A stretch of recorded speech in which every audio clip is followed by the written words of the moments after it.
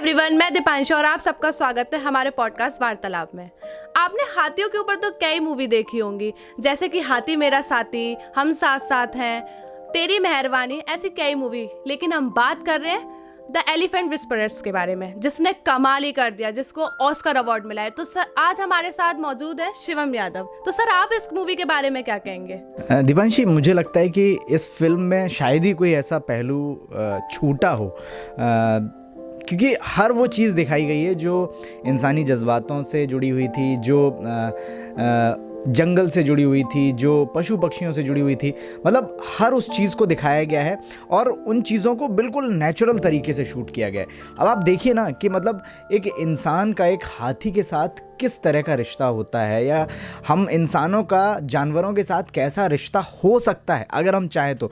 हम आज के समय में इतना आगे बढ़ चुके हैं कि हम ये भूल ही चुके हैं कि जंगल में जो जीव जंतु हैं, जंगल में जो प्रजातियां हैं, वो अपने अस्तित्व के लिए लड़ रही हैं। और क्यों लड़ रही हैं? क्योंकि हम इंसानों ने उन जंगलों का इतना ज़्यादा कटाव कर दिया है, इतना ज़्यादा अतिक्रमण कर दिया है कि उनके रहने के लिए जगह तक नहीं है।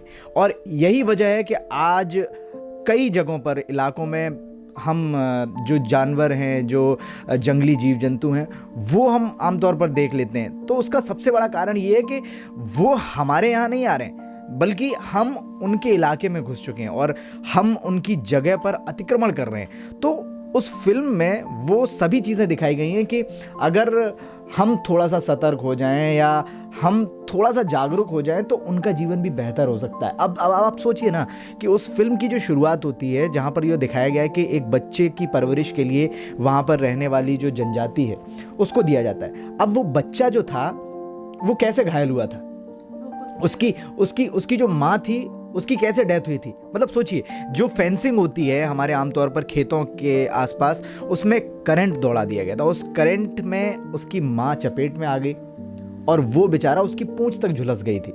और फिर उसके बाद उसकी परवरिश के लिए उस जनजाति को दिया गया, क्योंकि आमतौर पर होता ही है क्योंकि जब बच्चे बहुत छोटे होते हैं और उनको ठीक तरीके से दूध या और दूसरी चीज़ें नहीं मिल पाती हैं तो वो मर जाते हैं। लेकिन उसको जनजाति को दिया गया और उसने बहुत अच्छी तरीके से पाला।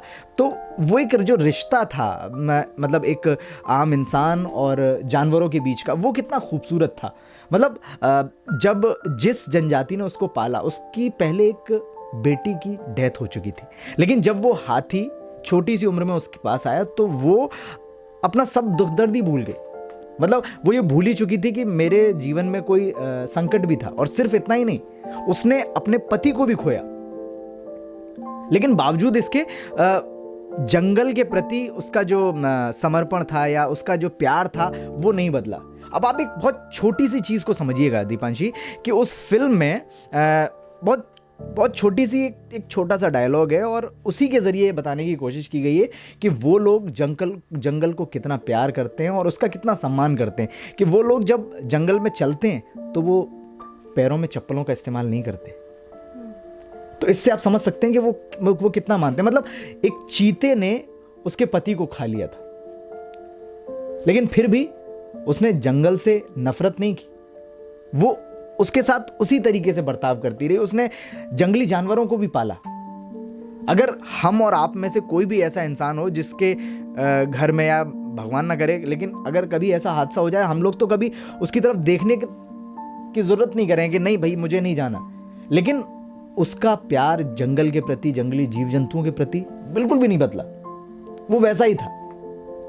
तो वो जो छोटी छोटी चीज़ें जो दिखाई गई हैं वो बहुत ख़ास थी दीपांशी, और वो ऐसी चीज़ें थी जो मतलब दिल को छू लेती हैं। सही कहा सर आपने। मैंने भी इस मूवी को देखा था तो मुझे भी छोटी छोटी चीज़ दिल पे छूने वाली लगी। जैसे जब वो हाथी सूंड से अपनी उस माँ के आंसू पोंछता है, वो सीन काफ़ी अच्छा था। और आपने कहा कि उस औरत ने अपनी वो मतलब इंसानियत नहीं छोड़ी, मतलब जंगल में फिर भी रही और इतना होने के बाद भी। लेकिन हर इंसान ऐसा नहीं होता, मुझे तो ये लगता है, क्योंकि शायद अगर हम अपने इधर की बात करें तो यहाँ पे जानवरों को मारा जाता है, इतना नहीं उन लोग को वो किया जाता। मुझे लगता है उधर की साइड तमिलनाडु में ये सब चीज़ें ज़्यादा देखने को। देखिए दीपांशी, उसकी सबसे बड़ी वजह ये है कि हम लोग बहुत सीमित होकर रह गए हैं। हम अपने परिवार में, आप देख लिए ना, पहले हम लोग एक मतलब हमारा जो परिवार होता था तो बड़ा बड़ा परिवार होता था, जो हम लोग आमतौर पर संयुक्त परिवार की संज्ञा देते हैं, जहाँ पर हमारे चाचा, ताऊ और तमाम जो हमारे रिश्तेदार हैं, जो हमारे परिवार वाले हैं, वो साथ में रहते हैं। लेकिन अब क्या हुआ है, अब वो लोग सिर्फ अपने तक सीमित होकर रह गए, पति पत्नी और बेटा बेटी, सिर्फ इतना। अगर कोई पांचवा व्यक्ति या चौथा व्यक्ति अगर उसके परिवार में एंटर करता है तो उनको बेचैनी होने लगती है। तो इस तरह की जब संस्कृति, इस तरह की जब चीज़ें हमारे आम जीवन में ज़्यादा गहराई तक घुस जाती हैं, तो फिर हम लगता है कि जब हम इंसानों की कदर नहीं कर रहे हैं, अपने परिवार के अन्य लोगों की कदर नहीं कर रहे हैं, तो इंसान फिर जानवरों की क्या कदर करेंगे। तो वही चीज़ है। लेकिन एक मेरे दिमाग में एक सवाल है, ये डॉक्यूमेंट्री जो फिल्म होती है, ये लोगों तक पहुंचने में इतनी देर क्यों लगती है? लोग क्यों नहीं देखते हैं ऐसी डॉक्यूमेंट्री फिल्म्स को? जैसे मैंने भी जब देखी, जब मुझे ये पता चला कि इसको ऑस्कर अवार्ड मिला है, तो ऐसा क्यों होता है, क्या लगता है? दीपा जी, इसका सबसे बड़ा कारण ये है क्योंकि देखिए, क्योंकि डॉक्यूमेंट्री फिल्म या इनका एक बहुत बड़ा कॉज होता है, या आप ये कह सकते हैं कि बहुत मेहनत से बनाई जाती है। अब आपको मैं द एलिफेंट विस्परर्स के बारे में बताऊं, इस फिल्म को बनाने में सालों लग गए।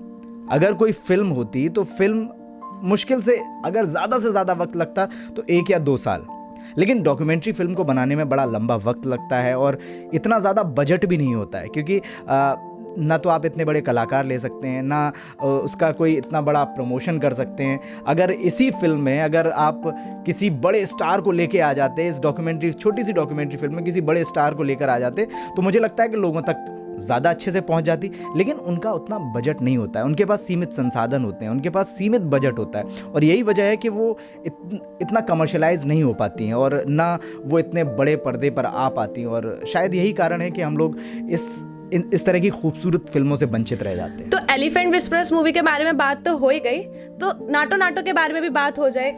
बिल्कुल, क्योंकि अब दीपांशी, हम सभी जानते हैं कि एलिफेंट विस्परर्स ने तो बेस्ट डॉक्यूमेंट्री फिल्म का ऑस्कर अवार्ड जीता ही है। नाटो नाटो ने भी बेस्ट ओरिजिनल सॉन्ग का अवार्ड जीता है। और सिर्फ इतना ही नहीं दीपांशी, गाने को बनाने में जितनी मेहनत लगी है ना, मैं सच बताऊं, इतने लोगों को पता भी नहीं था कि इस गाने को बनाने में कितनी मेहनत की गई है और कितने दिनों तक इस गाने पे काम हुआ है।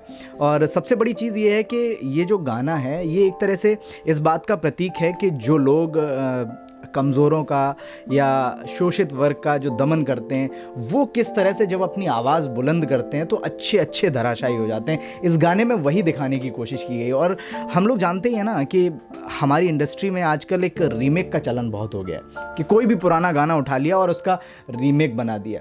तो इसी वजह से इस तरह के जब ओरिजिनल सॉन्ग्स बाहर आते हैं तो अच्छा लगता है, और हमें भी गर्व महसूस होता है कि भाई हमारा गाना, हमारे इंडिया का इतना अच्छा गाना ऑस्कर अवार्ड जीत कर लाया। हम सभी गर्व महसूस कर रहे हैं। और आप सोचिए ना, इस फिल्म को बनाने में तो लंबा वक्त लगा, लेकिन एक छोटा सा गाना, मतलब हम लोग आई थिंक 4 मिनट कुछ सेकंड का ये गाना है। इस 4 मिनट कुछ सेकंड के गाने को बनाने में करीब 20 दिन लग गए, 20 दिन। और इसके जो कोरियोग्राफर हैं, उन्होंने एक स्टेप को डिसाइड करने में बहुत लंबा वक्त लगाया। मतलब इसका जो आप जो हुक स्टेप देखते हैं ना, उस जैसे इन्होंने 110 स्टेप्स बनाए थे, तब जाकर इस एक स्टेप को फाइनल किया गया। तो जब अगर किसी गाने में इतनी मेहनत होगी तो जाहिर सी बात है वो इस मुकाम पर तो पहुंचेगा ही। बिल्कुल सर, धन्यवाद सर, आपसे बातचीत करके मुझे बहुत अच्छा लगा। ऐसी और बातचीत सुनने के लिए जुड़े रहे हमारे पॉडकास्ट वार्तालाप से।